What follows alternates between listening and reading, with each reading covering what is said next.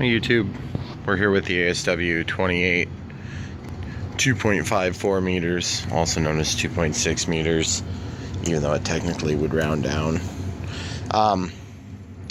Just trying to work out an issue here.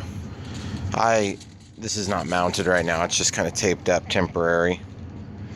And I've got my 10 channel Lemon RX receiver that's feeding in some control signal for dual ailerons, elevator, and rudder in this case.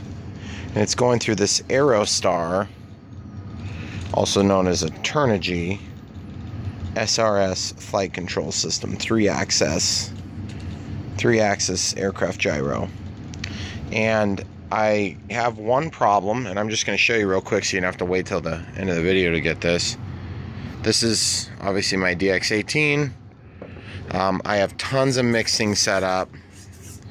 Rudder, aileron, flaps tied in. Everything's fine here in this mode for whatever reason.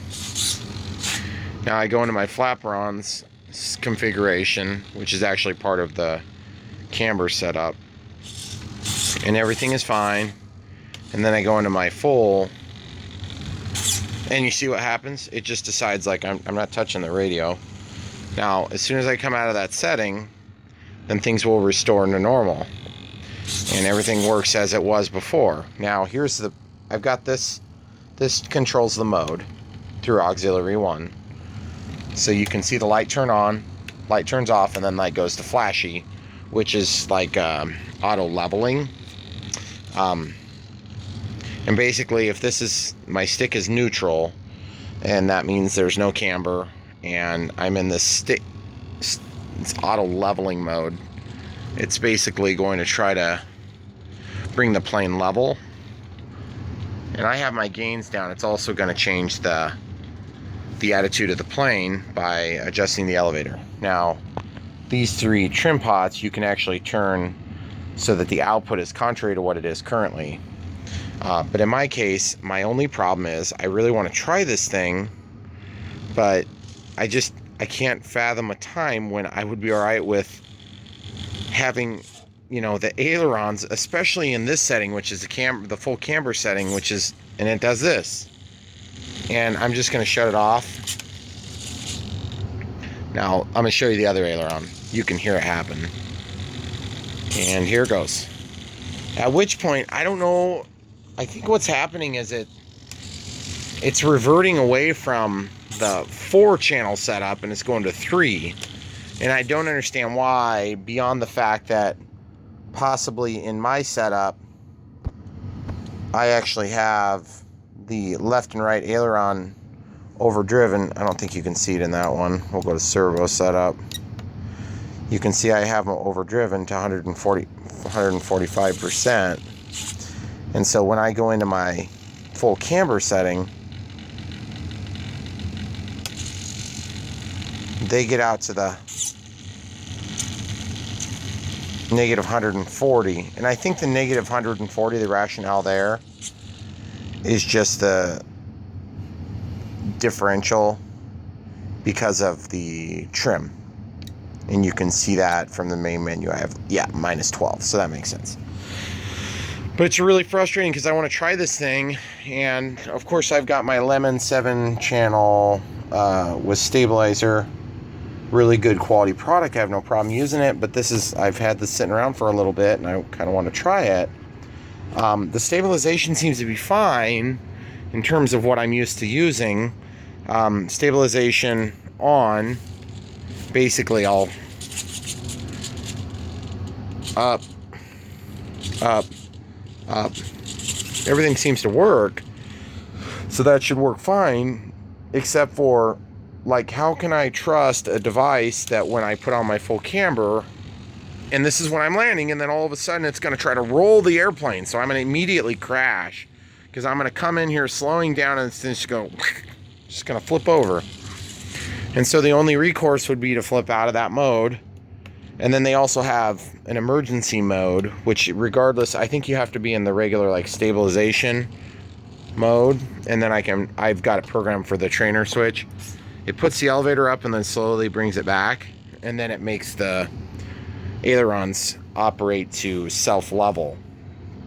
But again, I don't know what to do, guys. I can't see flying this plane in this condition, because what am I going to do? Not run the full camber setting to land? I mean, this thing would take like 4,000 miles to land if I didn't have that. Because when I flip that setting on, guys, that thing comes down at a steep rate. And then, of course, at this point, it would start to roll dramatically to the right, and it would just instantaneously, we'd have this wing broken too on the ground, and lots of bad words being spewed. So anyway, not sure what to think of it. Honestly, I mean, I know I did set, just so you guys all know, my servo setup. I did change my right and left ailerons back to 100, and this being pushed down to the full extent, which would be like 100% or just under because of the trim, it still caused it to freak out. So I don't know if you guys have run into that. Again, I'll just get a shot of the box.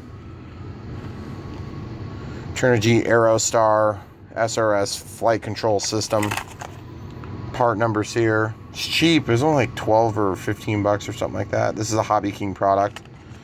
And it was nice. It came with, you know, reasonably good instructions. Of course, they, you know, have a lot of Chinglish in here. So I don't think actually anybody that reads English or Chinese would be able to understand some of this stuff. Which I don't understand. How hard would it be to find one person in China that speaks good English to write their manuals? But anyway, it's a little frustrating, and I think it's got to do with having the aileron number 2 in there.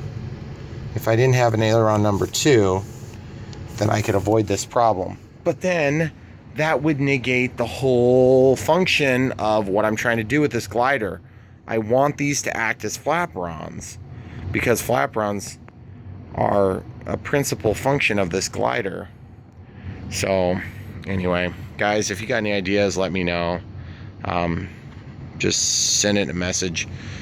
I may end up just going ahead and putting in the stabilizer, because I don't want to deal with this. I don't want to deal with all the problems when I end up crashing.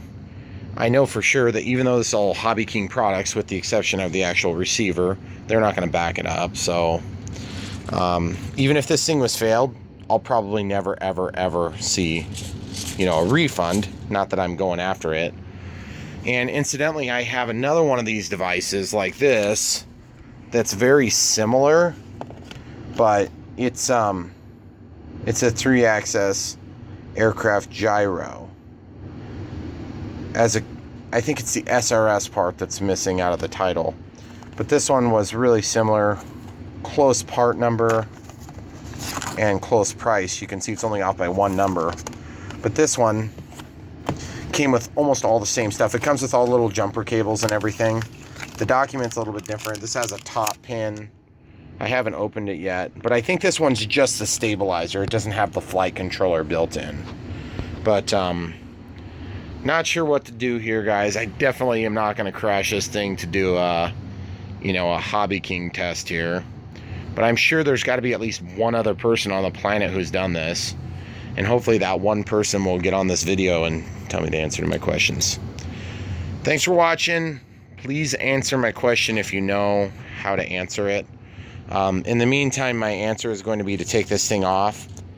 And by the way, I had planned on trying to maybe use this thing in my F-14 dual 50mm Arctec, but just never got around to it. And then the other thing is, if it worked, I would really like to put it in the Airbus A330, because then I can put some air brakes on this thing and possibly set up reverse thrust and or simulated thrust reversers or real practical thrust reversers on that, because I will all of a sudden have enough channels to do such things. And then I can also do active spoilers, and the list goes on and on and on and on. and on. And then eventually it will be too heavy to fly and I'll end up something like this with this 320. Which, by the way, I don't